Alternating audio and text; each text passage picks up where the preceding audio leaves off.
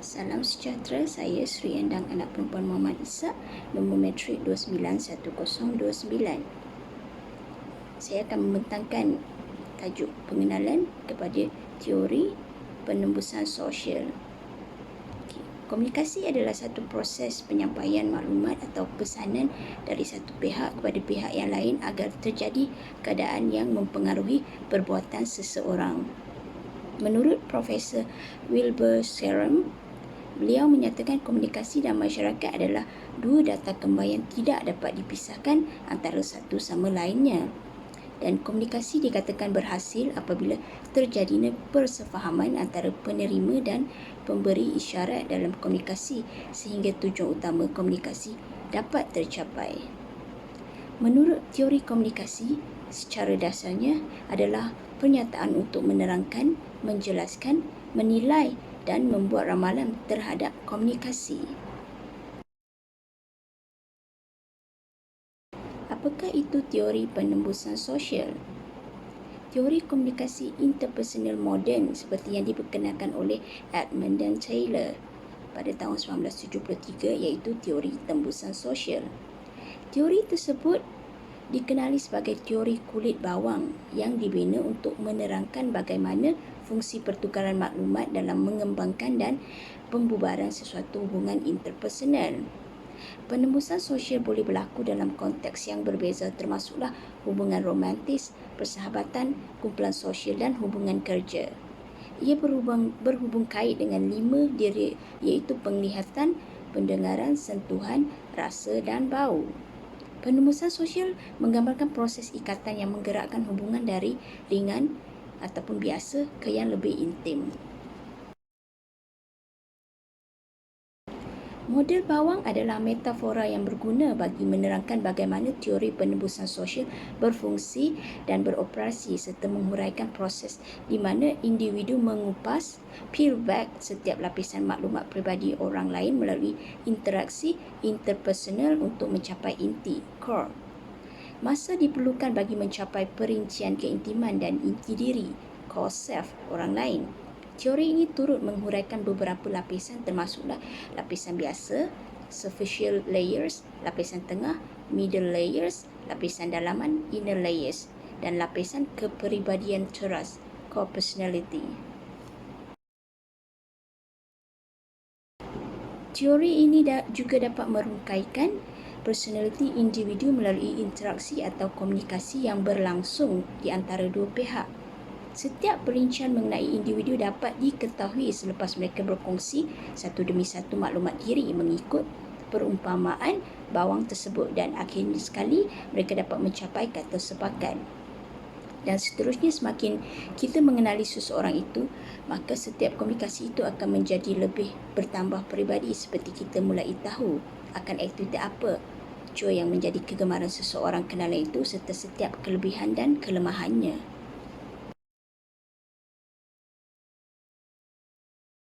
Untuk poin yang seterusnya iaitu 3.0 konsep penembusan sosial di mana ia mempunyai 5 fasa. Iaitu yang pertama adalah fasa orientasi, di mana seperti kita tahu fasa orientasi ini adalah proses pengenalan antara orang baru.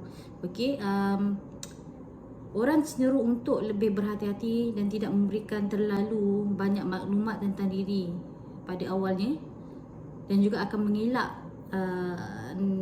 topik yang negatif untuk dibincangkan.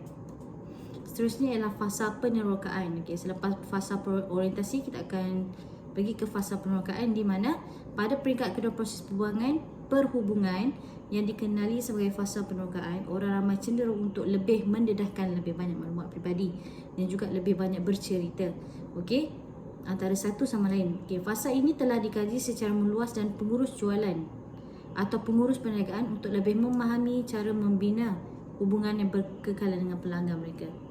Kerana hubungan antara pelanggan dan juga peniaga ini adalah sangat penting. Banyak perhubungan perniagaan cenderung untuk tidak melepasi fasa penerokaan dan sesetengah syarikat percaya jika mereka boleh mencapai fasa ini dengan pelanggan, ia akan mencapai angka jualan yang lebih tinggi untuk syarikat mereka. Seterusnya adalah fasa yang ketiga iaitu fasa pertukaran efektif. Semasa fasa pertukaran efektif komunikasi, terdapat suasana yang lebih santai dan lebih selesa di mana orang ramai akan mula berkongsi lebih banyak maklumat peribadi mereka, dan terdapat juga suasana keterbukaan dan keterbiasaan. Seterusnya adalah fasa stabil, iaitu fasa yang keempat. Okey, fasa terakhir, fasa pertukaran yang stabil, cenderung kepada perbualan mengenai topik peribadi atau yang lebih sensitif. Okey, ia selalunya benar, berterus terang dan kedua-dua orang tidak menahan emosi atau pendapat mereka yang mungkin mereka miliki. Dan fasa yang terakhir adalah fasa penetrasi sosial, di mana sesetengah senario pemisahan sosial atau peringkat penetrasi sosial boleh berlaku, okey, di dalam fasa ini. Kemudian ini boleh menjadi hasil daripada pertengkaran atau peristiwa lain. Hasilnya ialah kedalaman perhubungan secara beransur-ansur atau dalam beberapa kes tiba-tiba berubah. Andaian atau idea dan implikasi.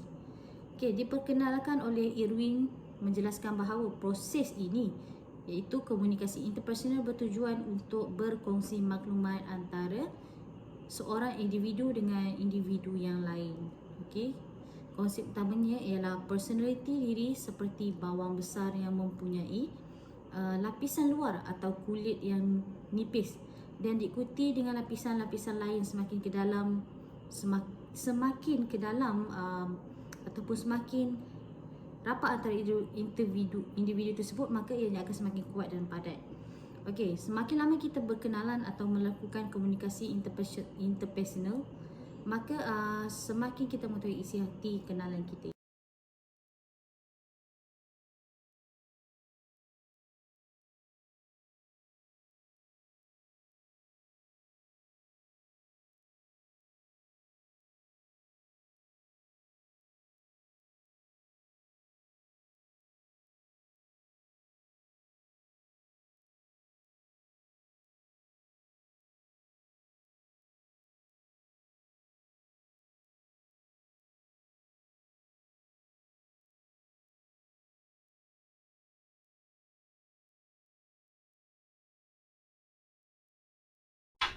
Assalamualaikum warahmatullahi wabarakatuh. Nama saya Nurhanis binti Jaafar. Jadi saya akan menerangkan bagaimana proses teori penebusan sosial ini berlaku. Teori penebusan sosial ialah teori komunikasi yang menerangkan bagaimana perhubungan berkembang dan mendalam dari masa ke semasa. Jadi, bagaimana proses teori penebusan sosial ini berlaku?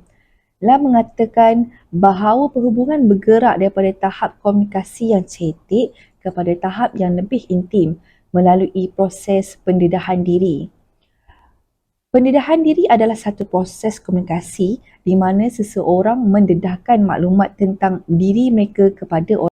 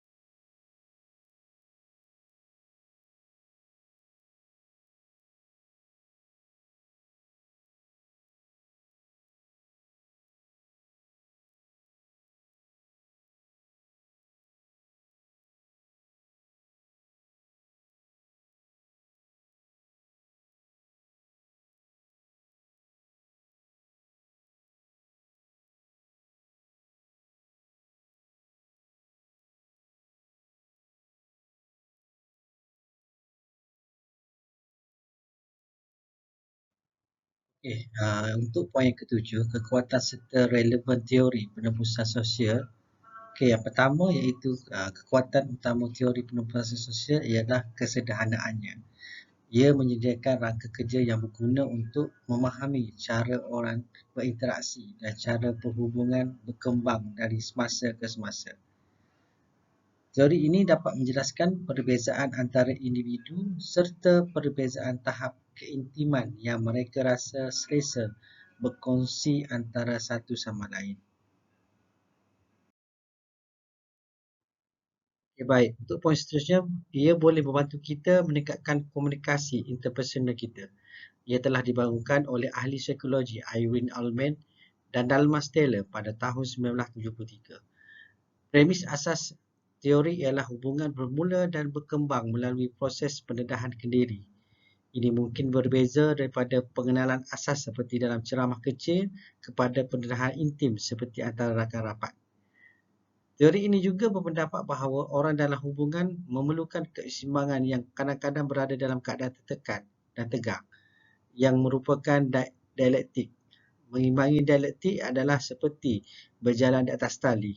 Anda perlu bersandar ke satu sisi dan akhirnya bersandar ke sisi lain untuk memastikan diri anda seimbang dan mencegah daripada terjatuh.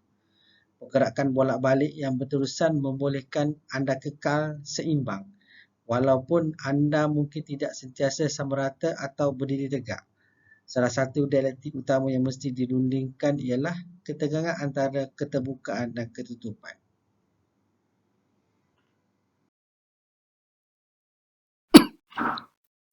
Analisis kritikan terhadap teori penembusan sosial berkritik yang menyatakan bahawa selalunya kelajuan perhubungan tidak disengajakan atau diramalkan terlebih dahulu. Teori ini juga tidak mendedahkan isu gender dalam penjelasannya. Walaupun berbeza jantina akan banyak mempengaruhi isu pendedahan diri dalam hubungan interpersonal, malah kajian lanjut dari Altman dan Taylor mendedahkan bahawa lelaki kurang terbuka berbanding wanita. Analisis kritikan terhadap teori penembusan sosial. Ramalan teori ini gagal dibuktikan dengan data di lapangan. Sebagai contoh, menurut teori penembusan sosial, proses timbal balik pendedahan diri berlaku pada awal perhubungan. Valia melihat bahawa pendedahan diri sering berlaku di kawasan separa persendirian. Proses penembusan. Teori ini juga menyatakan ketidakserasian muncul mengikut kebatasan pendedahan diri yang di luar jagaan. Tetapi John Burke mendapati bahawa rakan sebilik kolej boleh memutuskan sama ada untuk tinggal di bilik atau tidak dalam beberapa minggu sahaja. Terdapat keraguan sama ada setiap orang sentiasa berorientasi ekonomi. Kekurangan dan kelemahan teori ini adalah berkaitan dengan fakta bahawa faktor lain yang mempunyai keupayaan untuk mempengaruhi diri mereka tidak dinilai. Sebagai contoh, aspek budaya dan ciri demografi seperti jantina, bangsa dan umur dan banyak lagi. Akhirnya, boleh memberi kesan ke atas bagaimana seseorang memilih untuk mendedahkan maklumat. Kesimpulan, apabila hubungan berkembang melalui interpersonal, gerak daripada tahap yang agak cetek, tidak intim kepada tahap yang lebih mendalam dan lebih pribadi, proses ini berlaku terutamanya melalui pendedahan kendiri, dipandu oleh andaian bahawa pembangunan perhubungan adalah sistematik dan boleh diramalkan dan juga termasuk ketidakakraban atau semakin terpisah. Hubungan kita berkembang melalui 4 peringkat sebelum mencapai kestabilan di mana komunikasi terbuka dan rakan kongsi yang sangat intim. Sekian, terima kasih.